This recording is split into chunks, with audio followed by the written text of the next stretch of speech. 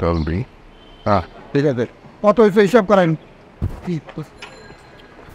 ভাই বাচ্চার দুধ আছে আপনার কাছে? জি ভাই আসি, একটু স্যার হিসাবটা শেষ করে আপনাকে দুধটা দেই। আরে ওনার একটু পরে দেন না কাকা, আমার একটু গাড়িতে রুগী আছে, আমি একটু সদাইটা নেই আগে।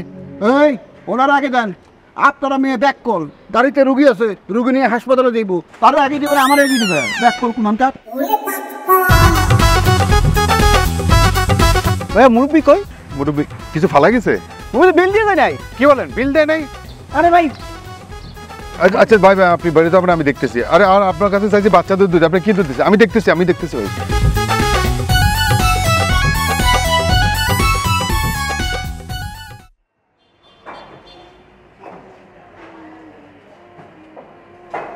এত রাত হয়েছে, ঘুমান নাই? না, ঘুম আসছে না। নতুন জায়গা তো, তাই আস্তে আস্তে ঠিক হয়ে যাবে হয়তো। আচ্ছা, আমি এখানে এসে আপনাদেরকে খুব জ্বালাই ফেলে দিলাম, তাই না? না না, আমরা তো ভালোই আছি। কোথায়, কিভাবে? এই যে আপনি আছেন, রান্না বান্না করছেন, ঘরদোর গোছগাছ করে রাখছেন। আমরা আজকে বাসায় খেলাম, দুপুরে বাসায় খেলাম। কেন, আপনার কি কখনো দুপুরে বাসায় খান না? না, আমাদের আসলে বাসায় খাওয়ার সময় কি, আমাদের সব কাজ তো বাইরে। আচ্ছা, আপনাদের কাজটা আসলে কি করি? আমরা বাইরে বাইরে আছে, আমাদের অনেক কাজ আছে। আপনি সেই সকালবেলার ড্রেসটাই পরে আছেন? কি করব, আমি তো আর জামা কাপড় নিয়ে আসিনি। ওফো, আসলে আমাদেরও ভুল আছে। আমাদের বাসায় তো কোনো মেয়ে নাই যে তার ড্রেসটা আপনাকে দিব। ও আচ্ছা, আপনি কি আমাকে একটু হেল্প করতে পারবেন? মানে কালকে আমার সঙ্গে একটু শপিংয়ে যেতে পারবেন? আমি? ভয় পাবেন না, টাকা আমিই দিব, আপনি জাস্ট আমার সঙ্গে একটু থাকবেন। বুঝেনি তো, আমি একটা বিপদে পড়ে এসেছি, একা মেয়ে, যদি কোনো একটা বিপদ হয়ে যায়, সেফটির একটা বিষয় আছে। ঠিক আছে, আমি তাহলে দুলাভাইকে বলবো একা একা ধান্দা মানে কাজে যেতে, আমি আপনার সাথে শপিংয়ে যাব। ঠিক আছে, তাহলে চলুন, আপনিও ঘুমিয়ে পড়ুন।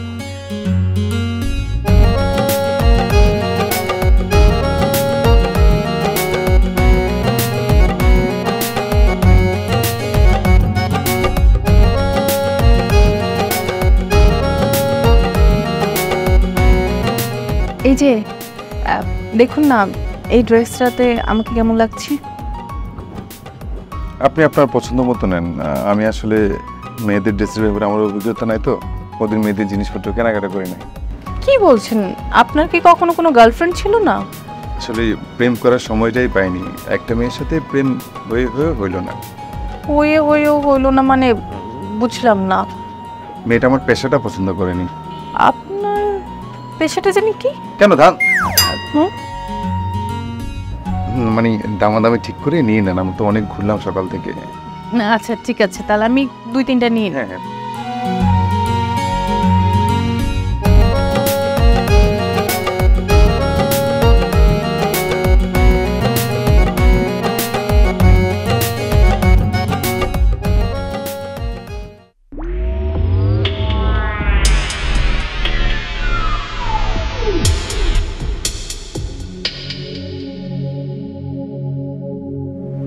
কত হয়েছে?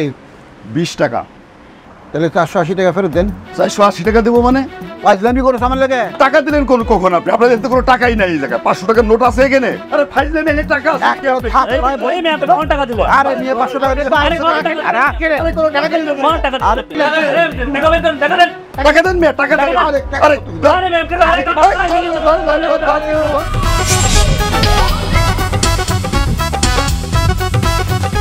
এই দাঁড়ান, আপনি কই যাইতেছেন? কার কাছে যাবেন? এই যে কাকা, কই থাকেন আপনি? আমরা বেরোনোর সময় তো আপনাকে দেখলাম না গেটে, পুরো গেটটা ফাঁকা রেখে তারপর আপনি এদিক সেদিক ঘুরে বেড়ান না। আমি কিন্তু বাড়িওয়ালার কাছে নালিশ দিব। না মামা, আপনি এই কামটা করেন না। আপনি বাড়িওয়ালা সাহেবরে বললেন না, এতগুলা বাল বাচ্চা নিয়া আমি কই যামু, কি খামু? আপনি আমার ফেটে লাথি দিয়েন না মামা। ঠিক আছে, বাড়িওয়ালাকে বলবো না, যদি আপনি আমার একটা শর্ত মানেন। বাবা কি শর্ত বলেন?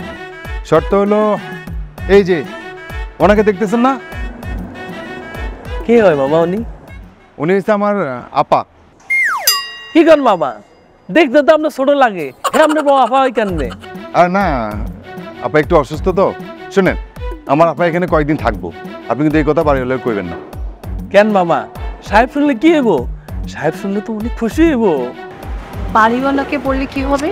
আর তুমি চুপ থাকো তো আপা। মানে বাড়িওয়ালাকে জানলে, বাড়িওয়ালা তো অনেক হিসাবে, বুঝেন না? বাড়িওয়ালা জানে আমরা দুজন থাকবো।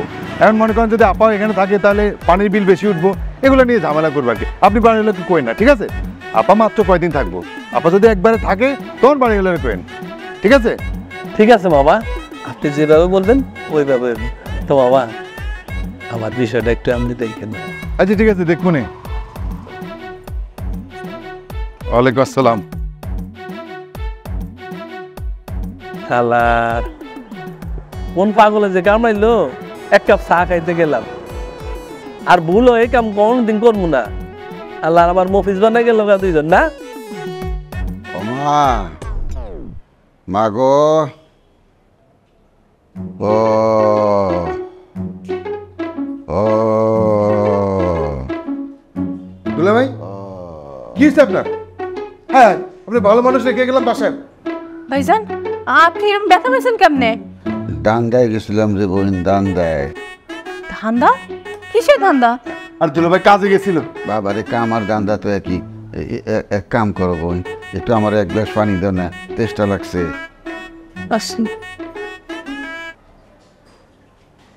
দুলা ভাই কি হয়েছে এবার খুলে কোন? 480 টাকার দান্দায় গেছিলাম।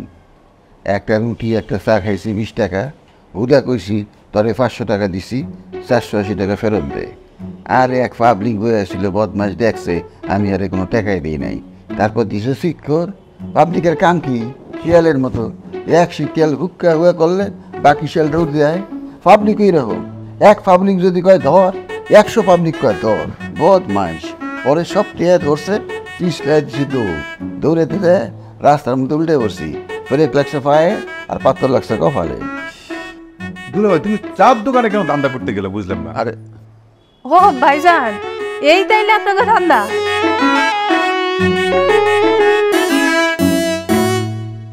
ভাইজান অসুবিধা নাই, আমার সামনে লজ্জা পাওয়ার কোনো দরকার নাই। আমার তো বোনই ডাকছেন। আমি কই কি, আমার তো 3 কুলে কেউ নাই। আপনাকে দলে আমারও লইলাম, আপনাদেরও উপকার হইব আর আমারও কিছু টুকটাক ইনকাম হইব। কি কবেন, আমরা যে দান্দা করি এই দান্দায় মেয়ে মানুষ টিকতে পারবো না, বুঝো না? আমার মনে হয় কি দুলা ভাই, আমগো দলে যদি একটা মায়া মানুষ থাকে আমরা ধান্দার সময় বাড়তি সুবিধা পাবো। বুঝোস না, আমরা যে মাঝে মধ্যে মায়ের খাই, এই মায়ের যদি মেয়ে মানুষ খায় তাহলে আর জান থাকবো। আমি মায়া মানুষ, আমারে কেউ সন্দেহ করবো না।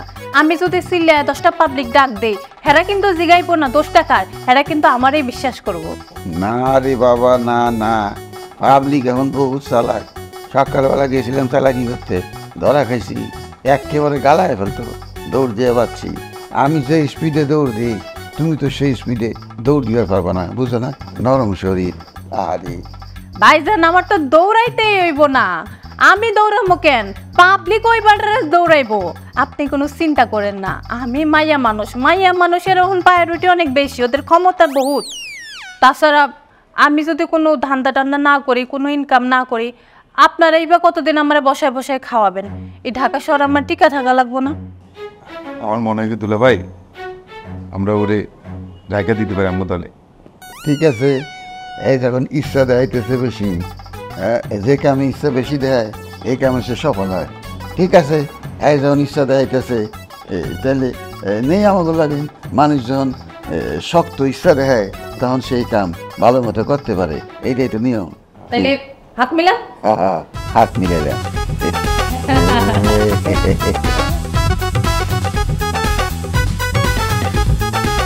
ও আপনি এখানে? জি, আমাকে খুঁজছিলেন?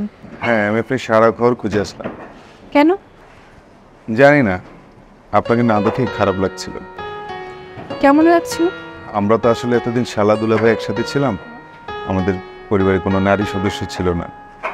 আপনি আসলেন, সব কিছু গোছগাছ করে আপনি আমার সাথে আছেন, কেমন জানি আপন আপন লাগে। ও আচ্ছা। তাছাড়া আজকে সারাদিন আমরা একসাথে ঘুরলাম, শপিং করলাম, সেই জন্য আপনাকে না দেখে ভিতরে কেমন কেমন দিন হচ্ছে, কেমন কেমন করছে? বুঝিয়ে বলতে পারবো না, তবে জীবনের প্রথম কোনো মেয়ের সাথে করলাম। ও, আমি তো ভাবলাম আজকে আপনি সারাদিন আপনার এক্সের কথা মনে করেছেন। একটা মেয়েকে পছন্দ হয়েছিল, 2-3 দিন দেখা সাক্ষাৎ হয়েছে, তারপর সে যখন আমার পেশার কথাটা শুনলো আর যোগাযোগ বন্ধ করে দিল। একদিন দেখি বধূ বেশে অন্য এক ছেলের সাথে রিক্সায় করে ঘুরছে। আহারে, আমি তো আরো ভাবলাম আমার সঙ্গে শপিং করতে করতে হয়তো আপনার প্রথম প্রেমের কথা আপনার মনে পড়ে গিয়েছে, তাই একটু মুড অফ হয়ে গিয়েছে। এটাই আমার প্রথম প্রেম, এটাই আমার শেষ। ও, তার মানে আপনার প্রথম প্রেম সফল হয়নি। So sad. আচ্ছা বাদ দেন, আমার কথা বাদ দেন, আপনার কথা বলেন। আমার কথা আর কি শুনলেন? আমার মতো কপাল পরি তো আর নেই। জানেন, ছোটবেলায় বাবা মারা গিয়েছে, এরপরে খালার কাছে মানুষ হয়েছে। কয়েক বছর আগে খালুটাও মারা গেল। খালার সংসারের অভাব অনটন দেখে আমি ভাবলাম শহরে এসে একটা চাকরি বাকরি করবো, কিন্তু আমার খালাতো ভাই, ওর মনে ছিল কুমতলব। ও আমারে বিদেশে পাঠানোর কথা বলে দালালের কাছে বিক্রি করে দিল। এই শহরে এসে ওই দালালদের হাত থেকে বাঁচার জন্য এইভাবে পালিয়ে আসে। এরপর তো আপনাদের আশ্রয়ে আছি। আপনার কোথাও যাওয়ার দরকার নেই। কেন, সারা জীবনের জন্য রেখে দেবেন নাকি? কি আমতা আমতা করছেন কেন? আমাকে কি বিয়ে করতে চান? আমাকে কি আপনার পছন্দ?